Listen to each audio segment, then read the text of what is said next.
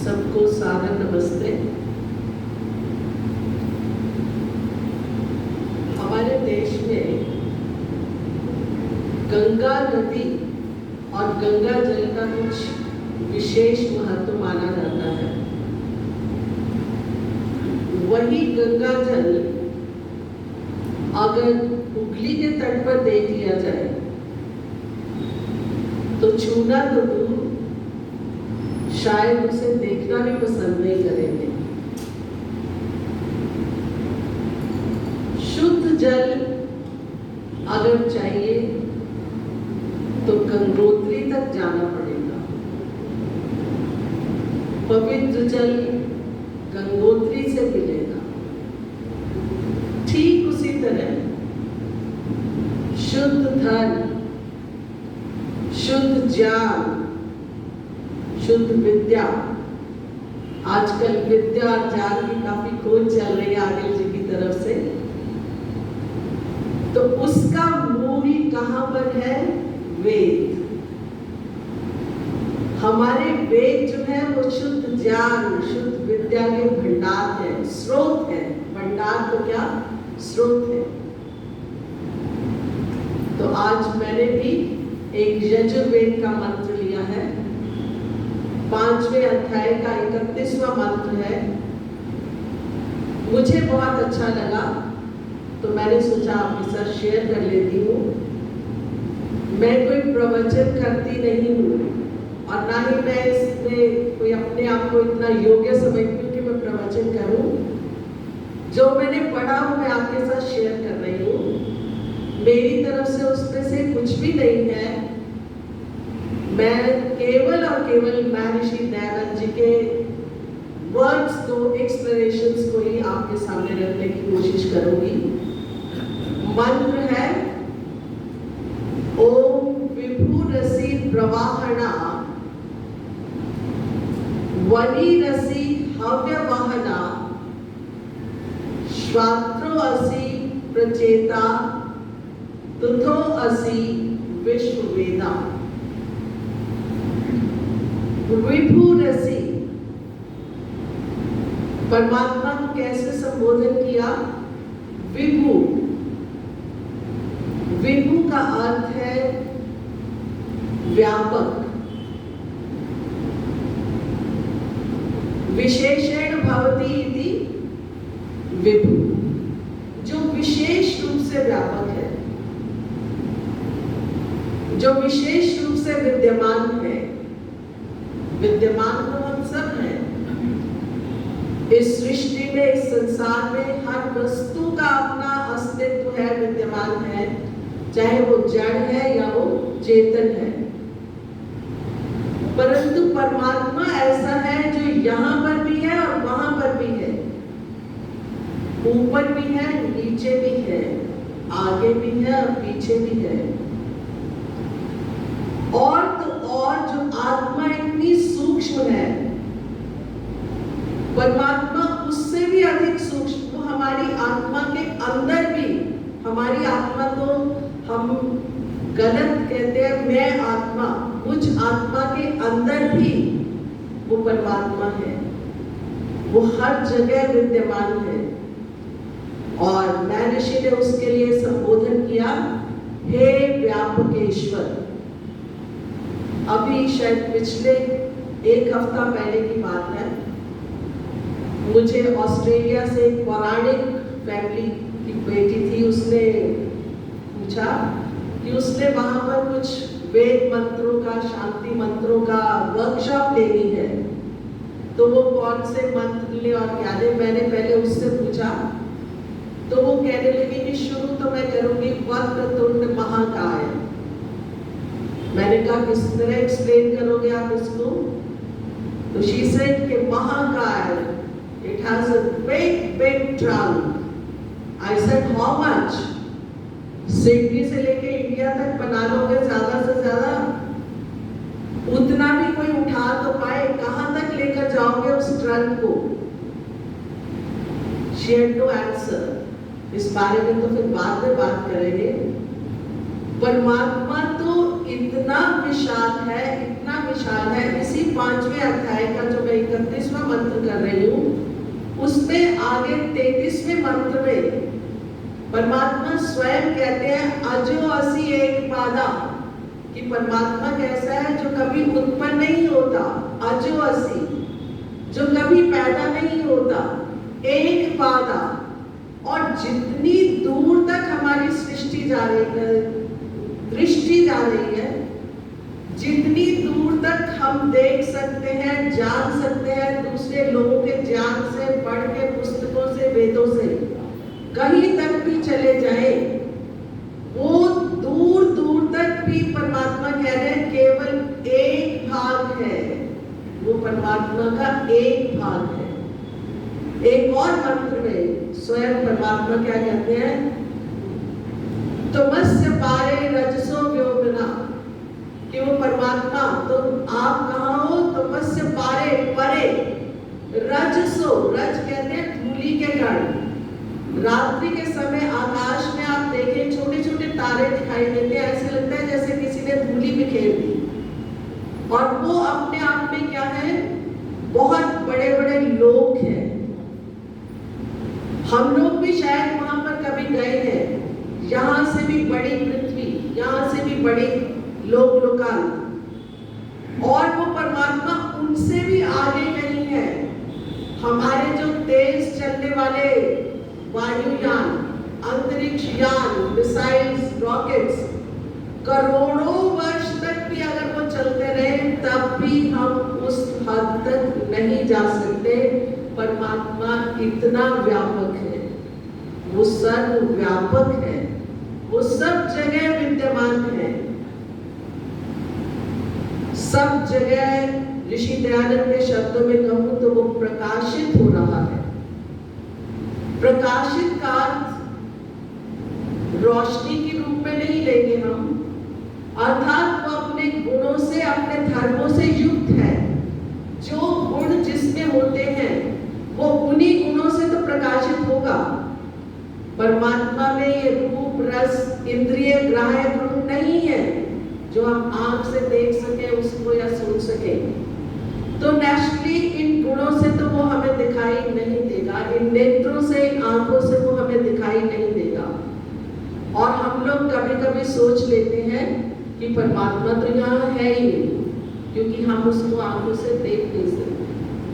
परमात्मा न्यायकारी है तो वो हर जगह उसका न्याय चलता है, न्याय व्यवस्था है।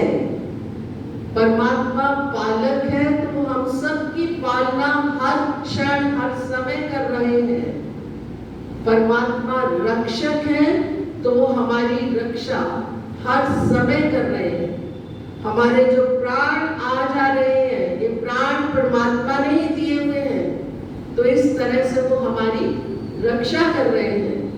वो सच्चिदानंद है तो उसका आनंद योगी लोग जहां भी जाए वो उस आनंद को अनुभव करते हैं।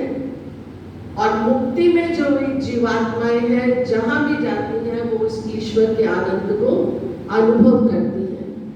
तो परमात्मा क्या है? सर्वव्यापक। इसके साथ ही ऋषि दयानंद जी ने एक दूसरा अर्थ दिया विभू का, वैभव। वो शब्द भी इसी से ही बना है।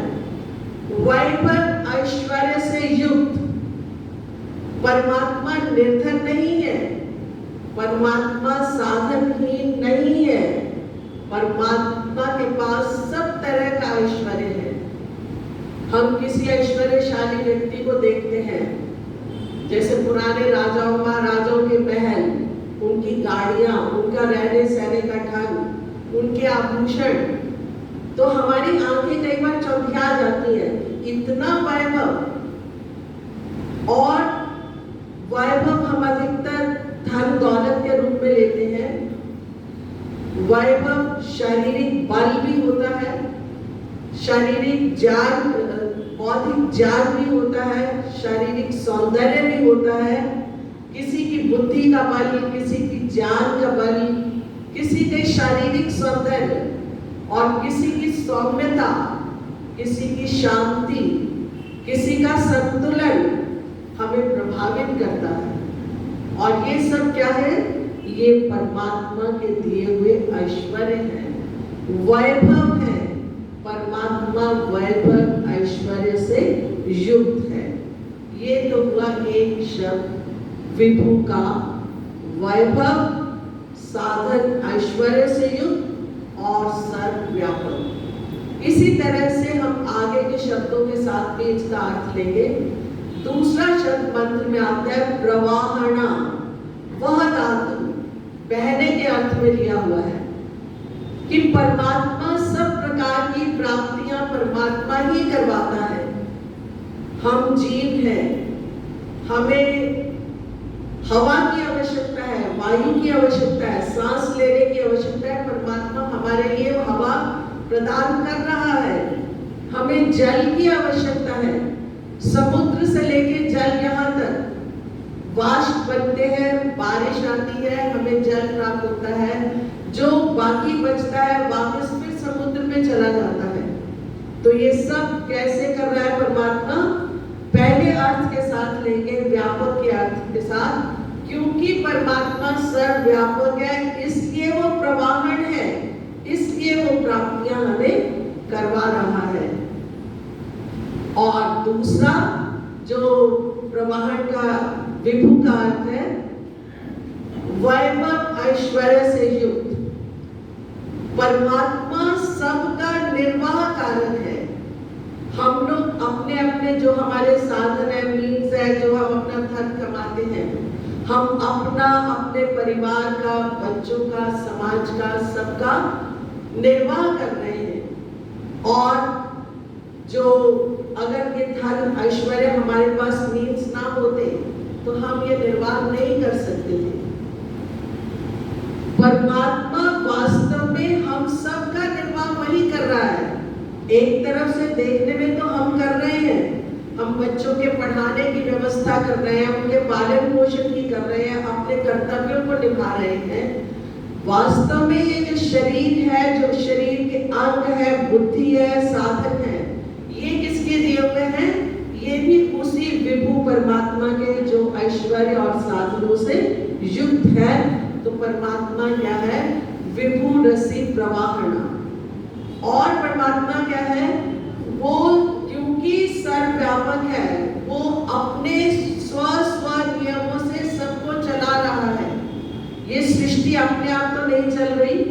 पृथ्वी, सूर्य, चंद्रमा, आकाश गंगाएं, इन सब लोकांतरों को वो पूरी व्यवस्था से चला रहा है। गति उनकी अपनी है, परंतु व्यवस्था और दिशा निर्देशन किसका है? वो ईश्वर का है। और वो क्यों कर पा रहा है? क्योंकि वो विभु रसी, क्योंकि वो सर्वव्यापक है, क्योंकि वो साधन ऐश्वर्य से युक्त है। तो ये तो हुआ मंत्र का पहला भाग, विभु रसी प्रवाहना। आगे बढ़ते हैं, दूसरे भाग में कहता है मंत्र, वनी रसी हव्य वाहना। वनी का अर्थ होता है आग, अग्नि, फायर जिसको आप कहते हैं। अग्नि जो है वो वनी का पर्यायवाची है।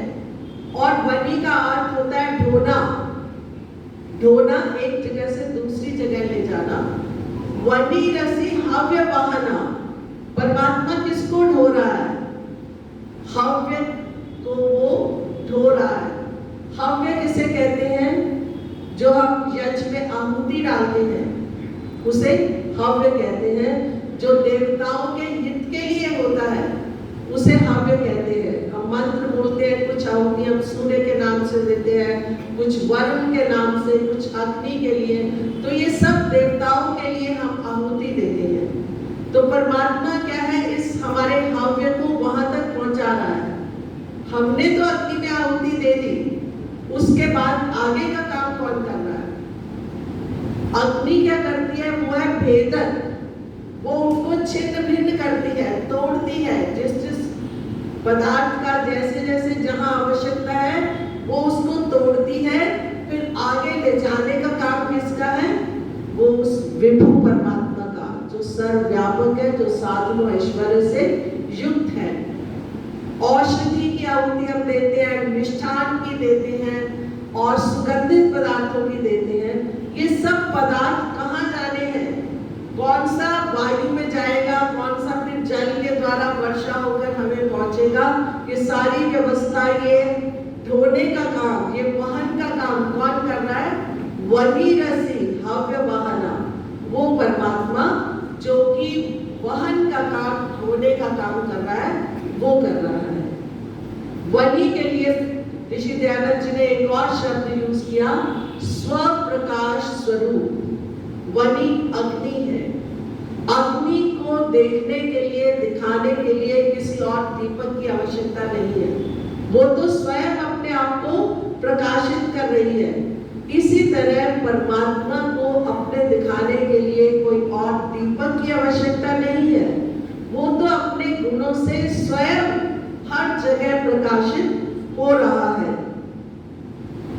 पृथ्वी में जो पौष्टिक पदार्थ है, सूर्य की जो ऊर्जा है, वो सब वहन करके हमें पहुंचा रहा है। हमें अपने जीवन चलाने के लिए डिफरेंट भोजन के तत्वों की आवश्यकता होती है। प्रोटीन की आवश्यकता है और कार्बोहाइड्रेट्स की है, मिनरल्स की है, आयरन की, कैल्शियम, फास्फोरस, जो कुछ भी तत्व चाहिए वो सब कहाँ पर है? पृथ्वी में है। और हम तो अपने आप नहीं ढूंढ सकते कि कहाँ पर वो पदार्थ होगा। तो परमात्मा क्या है? वो भेदक है। परमात्मा ने उन सब पदार्थों को अलग अलग चीजों में दे दिया। गाजर में विटामिन ए मिलेगा आपको, आयरन के लिए पालक है, और इसी तरह से सब चीजें उसने अलग अलग कर दी। वो क्या है? भेदक। जैसे अग्नि अलग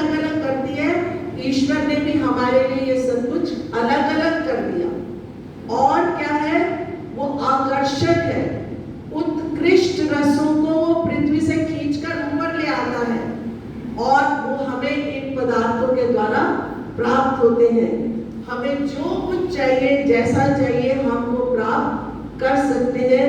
किसकी वजह से? किसकी कृपा से? ईश्वर की वजह से, क्योंकि वो बनी है, वो बूढ़ा है, वो ढोने वाला है, वो हम तक उन सब चीजों का वहन कर रहा है। सूर्य की ऊर्जा वनस्पतियों में, फल में, सब्जियों में इकट्ठी हो जाती है।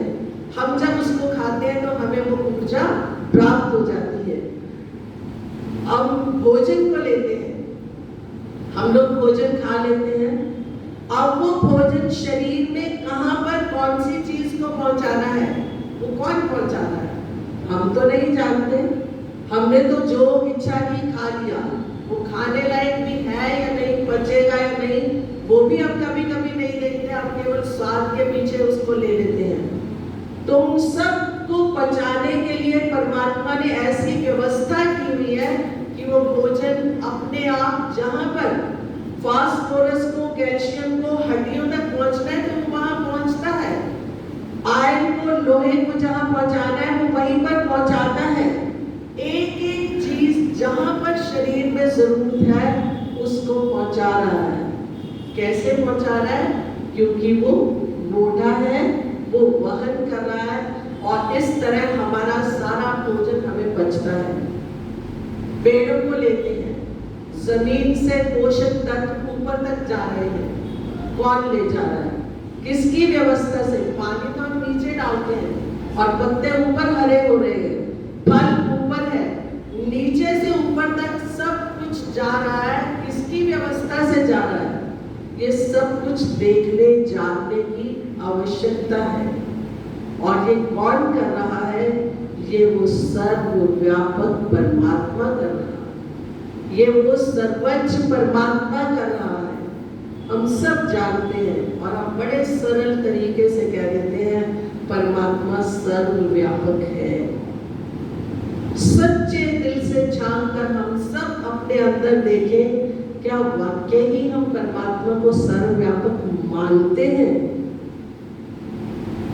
थोड़े एक सेकंड के लिए आंखें बंद करके अपने हृदय में झांक कर देखें, क्या वाकई ही हम परमात्मा को सर्वव्यापक मानते हैं?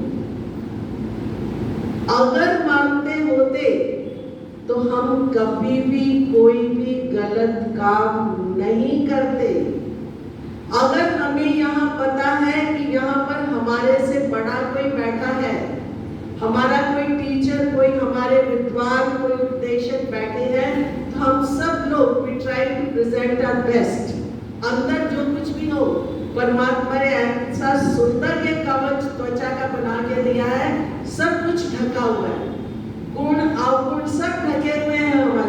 हमारे अंदर क्या चल रहा है वो केवल ईश्वर ही जानता है। और अगर हम उसको सर्वव्यापक मानते होते तो हम ना मालूम कितनी बुराइयों से, कितने गलत कामों से बच चुके होते। परंतु हम केवल जानते हैं और हम बड़े साधारण तरीके से ले लेते हैं। अगर कोई बड़ा आदमी सुंदर सी गाड़ी में आता है, उसके पास बहुत पैसा है, शौहरत है, हम सब लोग उसकी तरफ आकर्षित होते हैं। हम सब लोग उससे दोस्ती भी करना चाहते हैं, अपने कॉन्टेक्ट्स भी बनाना चाहते हैं कि पता नहीं कब किसकी जरूरत पड़ जाए। पर वो परमात्मा जो पूरा सब ऐश्वर्यों को देने वाला, जिसके सारे वो ऐश्वर्य, क्या हमने कभी उससे दोस्ती की कोशिश की? क्या हमने कभी उसकी तरफ हम आकर्षित हुए? क्या हमने कभी उसको उस रूप में देखा?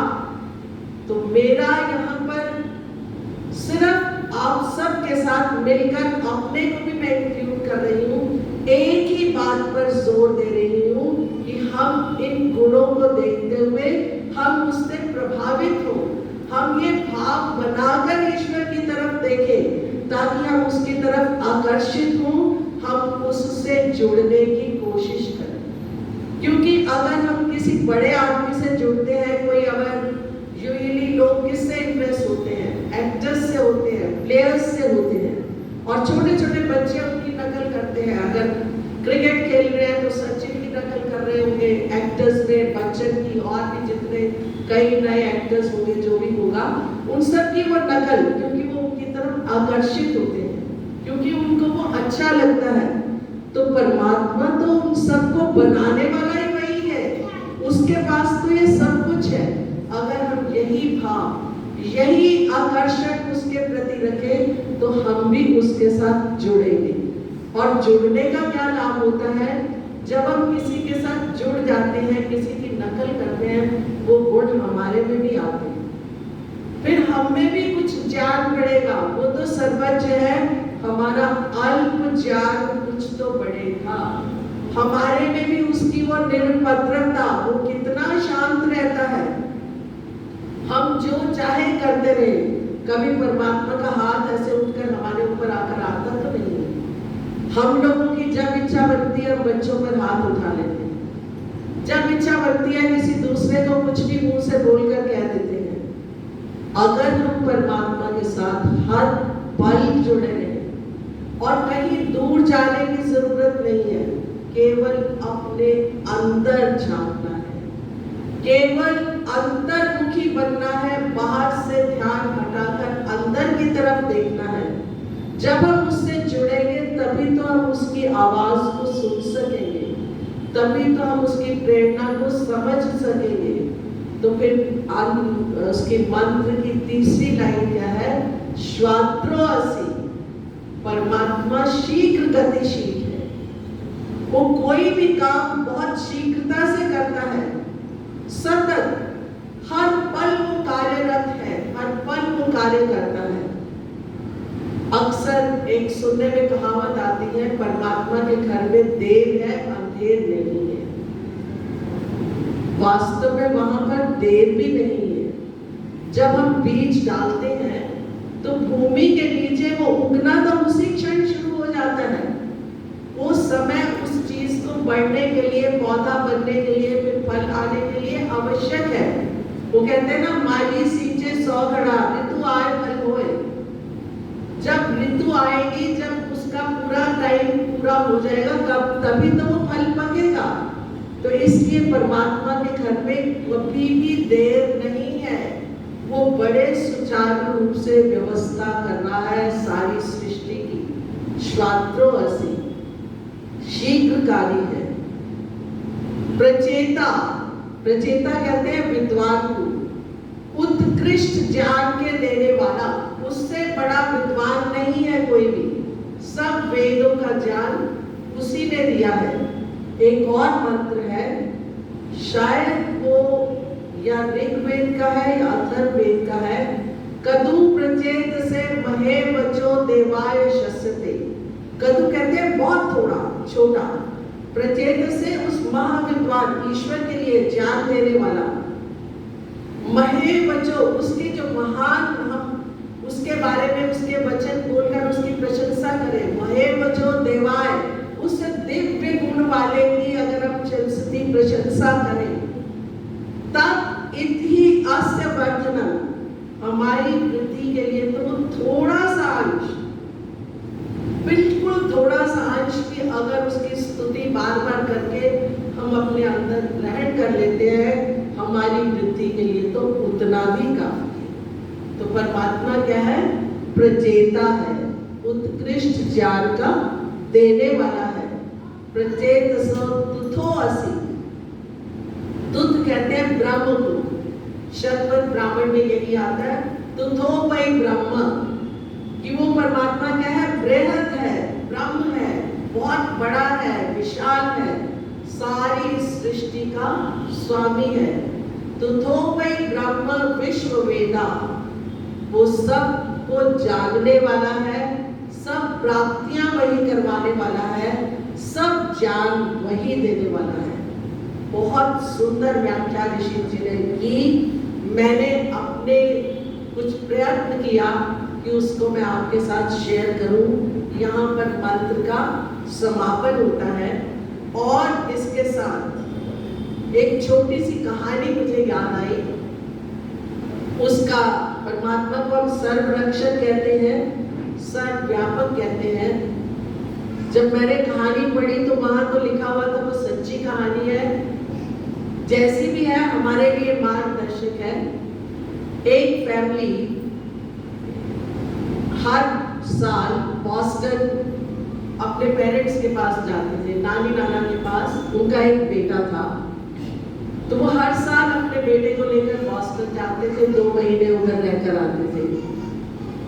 जब बेटा कुछ बड़ा हो गया, 12-13 साल का, तो उसने उस पर जिद की कि मैं तो अकेला ही जाऊंगा बॉस्टन। अमेरिका में ही था, इंडिया से नहीं कोई जा रहा था, अमेरिका में ही थे। 5-4 घंटे की जर्नी थी। उसने कहा मैं अब बड़ा हो गया हूँ, तो मैंने तो अकेले जाना है, मैं आपके साथ नहीं जाऊंगा।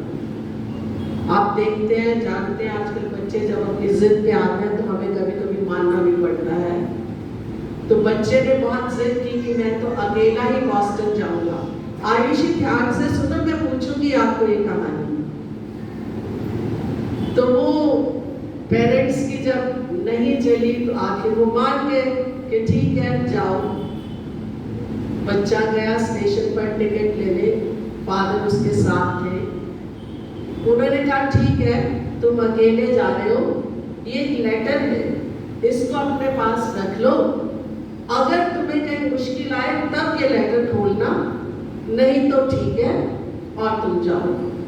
बच्चा बड़े जोश में, आज वो अकेला ट्रैवल कर रहा है, बड़ा हो गया है। मुझे भी अपना टाइम याद आ रहा है, मैं भी इसी तरह बहुत खुश थी जब अकेली गई थी पहली बार। तो वो आराम से अपना टिकट लेकर कंपार्टमेंट में चला गया। जब कंपार्टमेंट में गया तो कंपार्टमेंट में काफी लोग थे, सब बैठे थे। कुछ लोगों की नजर चली गई कि छोटा सा बच्चा है, उससे बातचीत की, पूछा अकेले जा रहे हो, कौन है तुम्हारे साथ? उसने कहा नहीं मैं तो अकेला जा रहा हूँ, अब मैं बड़ा हो गया हूँ, आई कैन ट्रैवल अलोन। ठीक है। कुछ लोग, हर तरह के लोग होते हैं, कुछ लोगों ने साहस बताया तो कुछ लोग आयरॉनिकली हंसे भी सही कि देखो चल रहा है क्या होगा। घंटा डेढ़ बीत गया, स्टॉपेज आया, जो लोग बैठे थे वो उतर गए। उसके बाद कुछ एक्सेप्शनली टॉल लोग, लंबे लंबे ऊंचे ऊंचे बड़े बड़े लोग उस कंपार्टमेंट में आ गए। बच्चा एक सेकंड के लिए थोड़ा देखकर घबराया, मैं तो इतना छोटा हूँ और ये इतने बड़े बड़े लोग आकर बैठ गए हैं। और उन्होंने आकर थोड़ी लेग पुलिंग की भी कोशिश की, उसको छेड़खानी भी करने की कोशिश की। थोड़ा वो घबराया, ऊपर से तो उसने कुछ नहीं कहा पर अंदर से घबरा रहा था। ऊपर से कोशिश की कि अपना शांत होकर बैठे, पर वो चेहरा जो है ना, face is the index of mind. जो कुछ आप नहीं बताते वो आपका चेहरा, आपकी आंखें सब कुछ बता देती है। बच्चा घबरा रहा था।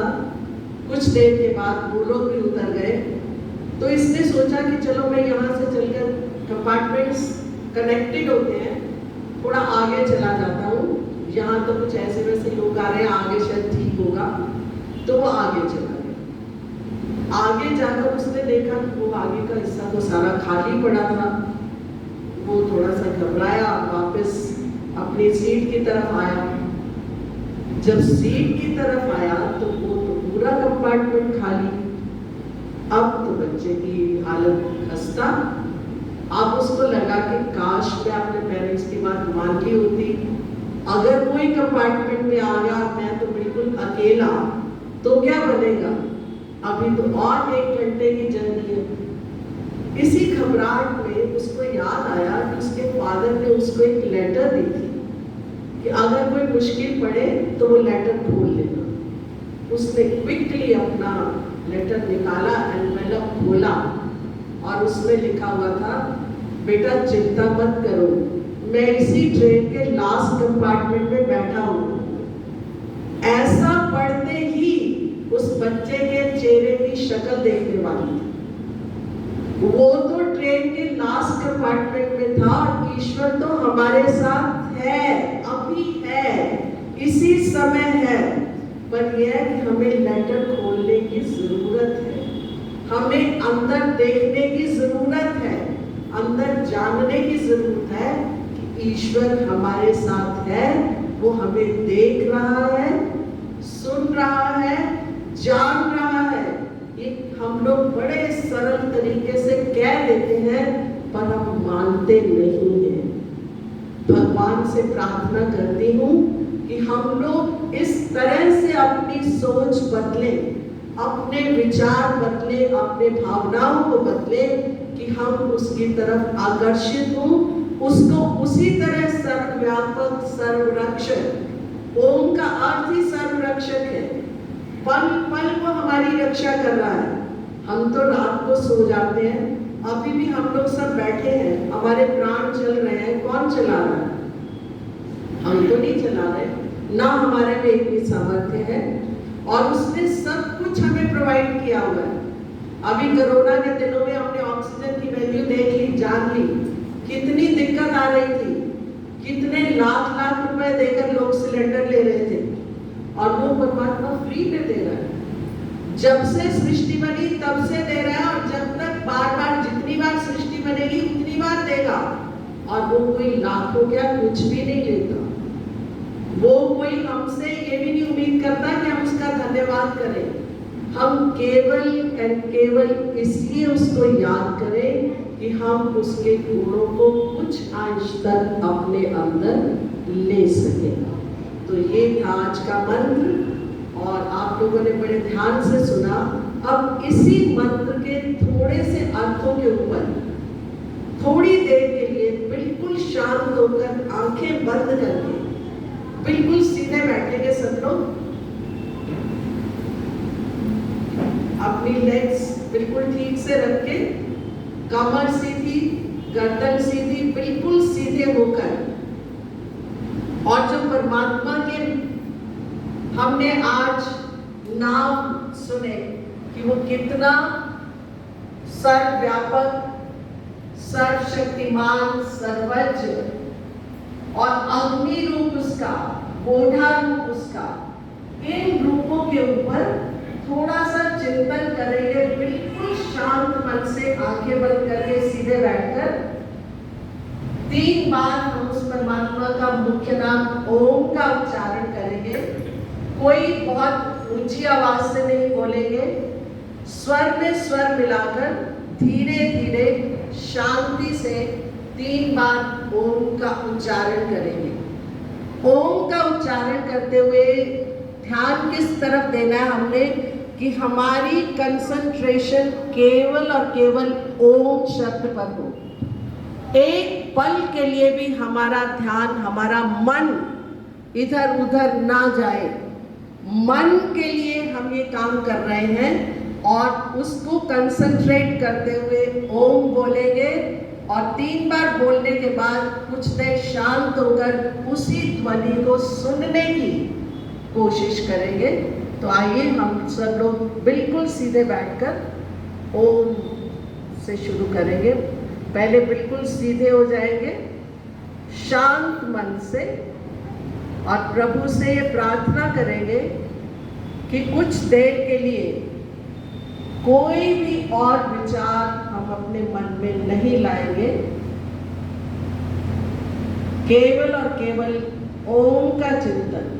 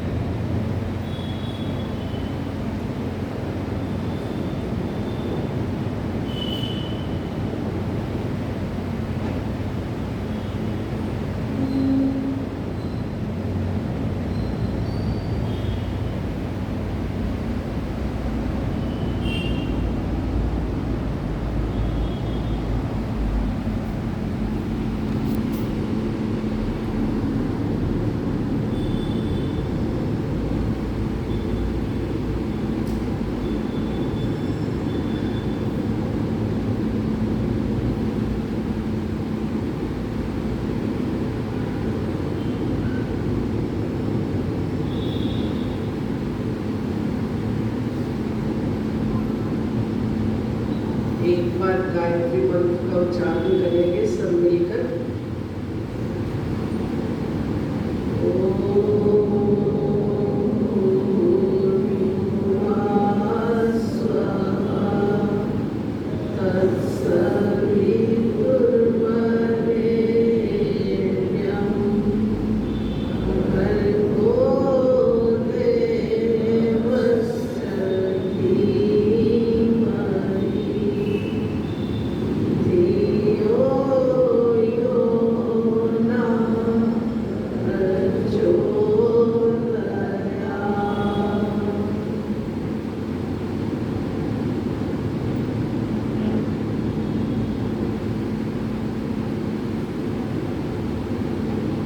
मैं 2 लाइन्स बोलूंगी, आप पीछे दोहराइएगा।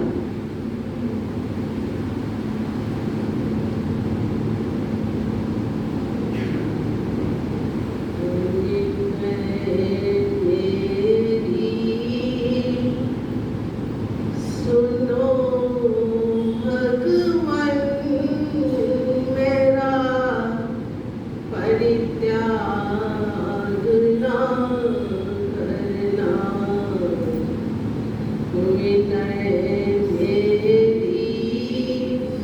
सुनो भगवान मेरा परित्याग ना करना, शरण अपनी में रख लेना, मेरा परित्याग ना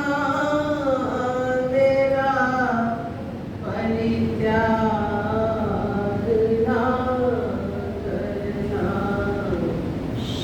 शरण अपनी में रख लेना, मेरा परित्याग ना करना,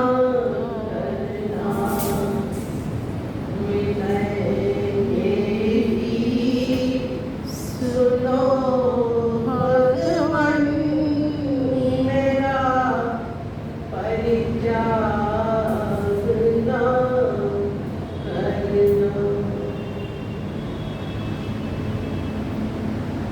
सबका धन्यवाद।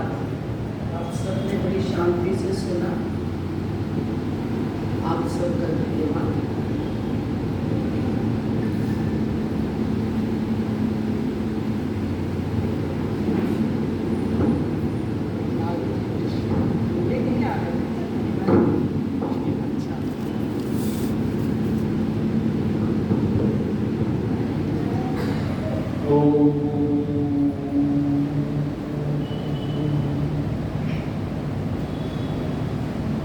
आज के इस आर्य समाज इंदिरानगर खंडवा के इस साप्ताहिक पारिवारिक सत्संग में मैं सबका अभिनंदन करता हूँ। आज हमारे आर्य समाज की प्रधान मैं निवेदन करूँ, जैसा एक बार मैंने कहा था कि बहुत बड़े वैज्ञानिक ने पूछा कि सबसे बड़ा संसार के अंदर आविष्कार कौन सा हुआ। किसी ने कहा सीरो का हुआ, किसी ने कहा सर्किल का हुआ, पहिए का हुआ। उन्होंने निष्कर्ष ये निकाला कि जो सबसे बड़ा आविष्कार था वो था समाज। इससे बड़ा आविष्कार नहीं हुआ कोई। और उससे भी ज़्यादा प्रसन्नता की बात है कि उस समाज में भी हम आर्य समाज में बैठे हुए हैं। और आर्य का अर्थ सब जानते हैं कि जो ज्ञान को प्राप्त करे उसके अनुसार कर्म करे और अपने लक्ष्य की प्राप्ति करे। इन बातों को साथ लेकर जो चलता है वो आर्य होता है। तो ऐसे व्यक्तियों का समाज, और उस आर्य समाज की भी प्रधान, अब आप स्वयं डिग्री लगा लीजिए कि कौन सी सुपरलेटिव या सुपरलेटिव डिग्री होगी। उन्होंने आज आर्य समाज का जो नियम है कि वेद सब सत्य विद्याओं की पुस्तक है, वेद का पढ़ना पढ़ाना और सुनना सुनाना सब आर्यों का परम धर्म तो उस आर्य धर्म को निभाते हुए उन्होंने यजुर्वेद के एक मंत्र की बड़े प्रधानत्व से जो व्याख्या की। वेदों के प्रत्येक मंत्र की जो विशेषता होती है कि वो ईश्वर परक जरूर होते हैं, और उसके अंदर जो ईश्वर से संबंधित शब्द आते हैं, जैसे उन्होंने अपना प्रवचन प्रारंभ किया था ईश्वर के उस गुण के साथ जो उस वेद मंत्र में आया है, जो अपने भजन में कहते हैं कि सूक्ष्म से सूक्ष्म तो है स्थूल इतना कि जिसमें ये ब्रह्मांड सारा समाया। उपनिषद का वाक्य अणुयान महतो महियान, तो उस आशय को लिए हुए जो उन्होंने उस वेद मंत्र के प्रथम शब्द की जो व्याख्या की, और साथ में हम प्रार्थना करते हैं कि वह अज अद्वैत महाप्रभु अज की व्याख्या की,